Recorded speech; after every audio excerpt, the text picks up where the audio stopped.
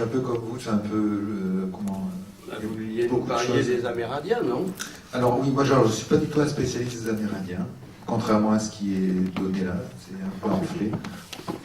C'est la parole de Vincent sur son regard sur ce que je vis. Moi en fait je suis danseur. Et c'est vrai que j'ai passé un moment de ma vie avec des Indiens Shuar en Équateur, au Pérou. Et puis ensuite j'ai rencontré souvent des guérisseurs et puis j'ai mon apprentissage de danse et puis aussi un parcours dans le bouddhisme aussi. Et donc tout ça, ça se mélange.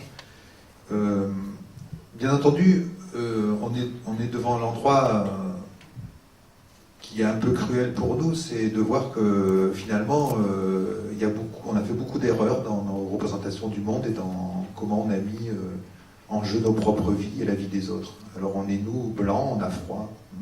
On a froid parce qu'on sent la mort. Et on a froid parce qu'on sent la mort, mais aussi parce qu'on a une certaine représentation de la mort, bien sûr. Donc on est pris au piège de nos représentations et on est pris surtout au piège de cette table.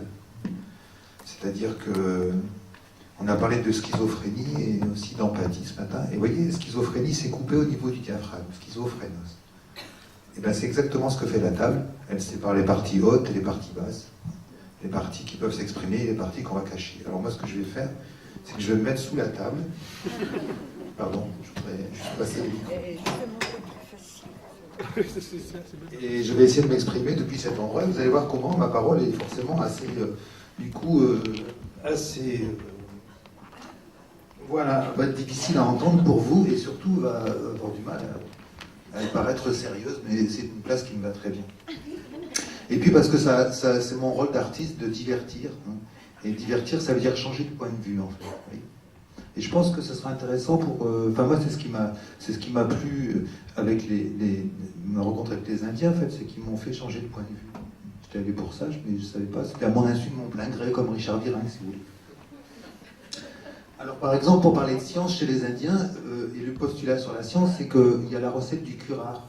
Le curare, c'est donc ce poison qui permet de paralyser les bêtes quand on les chasse.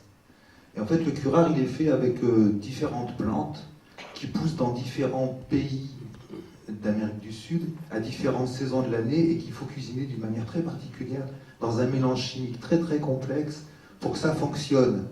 Alors les scientifiques occidentaux, ils sont vraiment emmerdés parce qu'il leur faudrait des années de laboratoires de recherche très poussés pour les chercher, mais les Indiens qui sont des sauvages ont trouvé ça depuis des milliers d'années. Donc l'histoire de la science, c'est pas nouveau, sauf qu'eux, ils se sont arrêtés là, parce que pour eux, le curare, c'était pratique, c'était utile, mais il ne fallait pas en faire trop, parce que leur conception, vous voyez, je vous regarde comme ça, c'est bien. Leur conception de la place de l'homme, c'était que l'homme, finalement, il était vraiment à sa place, au milieu des autres êtres, frère avec eux, et en esprit, en communion d'esprit, et que ça suffit comme ça, quoi. Et que finalement, c'était pas tellement acquérir des biens qui était important, ce qu'on nous a fait croire depuis que la société industrielle existe, c'était partager. Alors ça, c'est important parce qu'on n'est pas dans le domaine de la croyance ou de l'intellect, ou d'une enflure de ce qui est un peu tout petit chez nous, le cerveau, hein, mais on est devant l'expérience immanente de la vie. Voilà. Alors tant qu'on ne fait pas cette expérience, on peut avoir des croyances. C'est différent la croyance et l'expérience. Alors par exemple, pour ça, les Indiens, c'est assez simple. Ils vous disent « Ah, tu veux te rapprocher de la nature ?»« Ah, chouette. » Alors ils te disent bah, « Tu vas t'asseoir dans cette cabane et puis t'attends un peu. » Voilà. Et qu'est-ce qu'on rencontre? Ben non, justement, qu'il n'y a pas de soi, peut-être. C'est-à-dire, on rencontre le silence. On rencontre le silence, on rencontre nos peurs, donc on a froid. Et puis, on rencontre aussi le fait que la nature, elle n'est pas bien à regarder. C'est que ça, c'est pas séparé, pas du tout séparé. Sauf qu'on a oublié, nous, parce que ça n'a pas été éduqué, parce que c'est le grand endroit qui est dénié, qui est mis de travers comme ça, on a oublié que ça, c'est la nature. Et que c'est pas différent de moi. Alors ça remet en question après la question du moi. Qu'est-ce que c'est moi? Entre l'expérience que j'ai de mon rapport au vivant, alors est-ce que moi c'est un rapport au vivant? Et puis la représentation que j'ai de ce que je devrais être dans les discours des autres, dans ce que j'ai cru comprendre. Donc c'est un retour au simple, hein, vous voyez, là je suis sous la table, non? Alors c'est comme ça. Et dans ce retour au simple, il y a à nouveau l'expérience que, par exemple, les plantes nous parlent. Ah, alors là, et sans fumer, hein. Les plantes nous parlent, les animaux se présentent, les animaux apparaissent, les plantes apparaissent, et elles apparaissent pas forcément dans la perception de nos 5 sens. Elles apparaissent autrement. C'est-à-dire qu'il y a une part de notre humanité, de notre expérience de qu'est-ce que c'est être un être vivant, incarné sous cette forme, qui a été complètement bannie de notre représentation de ce qu'est un être humain. Voyez. Par exemple, que les plantes nous parlent directement dans nos organes. Par exemple, il y a certaines plantes qui parlent au foie. Et il y a une communication donc de langage, c'est-à-dire compréhensible, pas avec des mots, mais compréhensible, sensible, entre le foie et certaines plantes.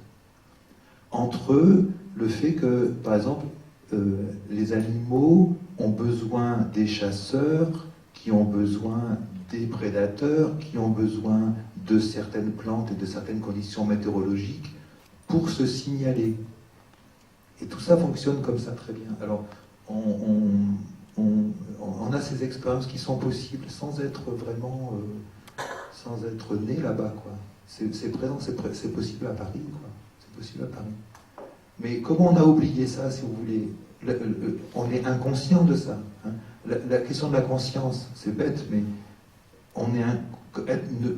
la conscience s'arrête. On est inconscient de ce qu'on n'est pas conscient, vous voyez? Ça ne nous manque pas.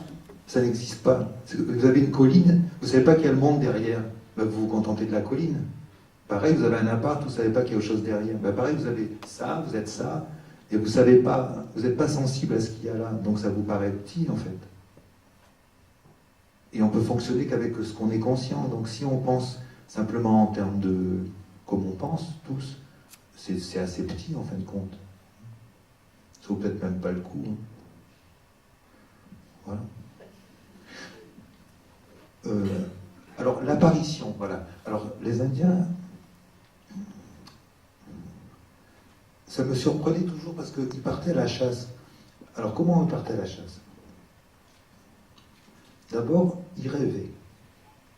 Parce que s'ils ne rêvaient pas, ça ne marchait pas. Ils rêvaient qu'il y avait des bandes d'autres Indiens qui allaient les attaquer.